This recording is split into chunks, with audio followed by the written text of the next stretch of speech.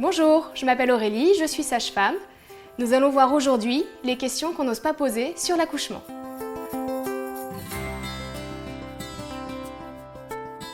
Première question, est-ce que je vais avoir mal? La douleur est une sensation subjective. Nous n'avons pas toutes le même seuil de douleur. Néanmoins, la période de pré-travail peut être douloureuse. Les contractions seront présentes toutes les 10 minutes, peu douloureuses. Puis elles vont s'accentuer toutes les 2-3 minutes, assez régulières et douloureuses. Une fois la péridurale posée, vous ressentirez les contractions utérines, mais vous n'aurez plus mal. Lors de l'accouchement, vous pourrez sentir une pression, mais vous n'aurez plus mal non plus. L'accouchement sans péridurale est différent. Il vous faudra une solide préparation à l'accouchement, reposant sur le souffle et la maîtrise de soi. La douleur sera constante jusqu'à l'accouchement. Le travail peut être long si votre fœtus n'arrive pas à se positionner correctement dans votre bassin. À tout moment, vous pouvez poser une péridurale, ne le considérez pas comme un échec.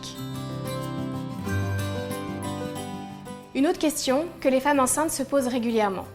Est-ce que nous pouvons poser la péridurale à tout instant? Souvent, la péridurale est posée à partir de 3 cm. Nous attendons cette dilatation afin d'être sûr que le travail est bien lancé. Néanmoins, si les douleurs sont trop importantes, nous pouvons poser la péridurale avant. La péridurale peut être posée jusqu'à dilatation complète. Cela s'appelle une rachianesthésie. Elle agit du coup instantanément. Néanmoins, si la douleur est trop vive, nous pouvons choisir de nous installer car seul l'accouchement pourra vous soulager. La question qui en découle est « Est-ce que j'aurai assez de péridurale jusqu'à l'accouchement ?» Le travail peut durer 7 à 8 heures. Ensuite, nous pouvons attendre jusqu'à 2 heures que le bébé descende dans le bassin. Mais ne vous inquiétez pas, la péridurale continuera jusqu'à la fin de l'accouchement. La question que toutes les femmes enceintes se posent est la question des selles. Est-ce que nous allons avoir des selles au moment de l'accouchement? Seuls 10% des femmes sont dans ce cas. En effet, cela fait 12 à 24 heures que vous supportez des contractions utérines douloureuses. Vous n'avez pas ou peu mangé. Au moment de l'accouchement, nous vous posons une perfusion qui vous alimente par voie veineuse. Néanmoins, vous pouvez sentir comme une pression au moment de l'accouchement. Si on reprend le bassin, le coccyx se met en arrière, de manière à laisser passer votre bébé. C'est ce mouvement-là qui peut vous amener à penser d'avoir des selles au moment de l'accouchement. Pas de panique, il ne se passera rien. Une autre question qui peut revenir, c'est est-ce que je vais avoir mal si on utilise des instruments pour la naissance?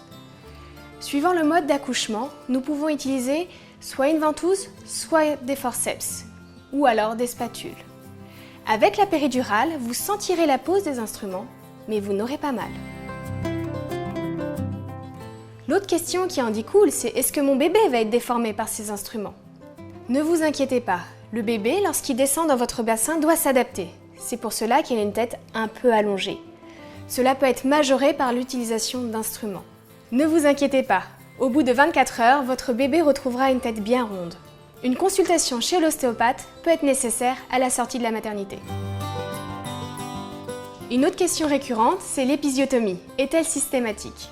La sage-femme ou l'obstétricien prendra la décision de la réaliser si une déchirure du périnée semble inévitable. L'épisiotomie fait peur.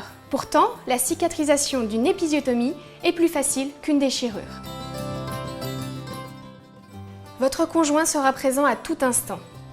Pour la pose de péridurale, votre conjoint sera amené à attendre à l'extérieur de la pièce pour des raisons d'hygiène.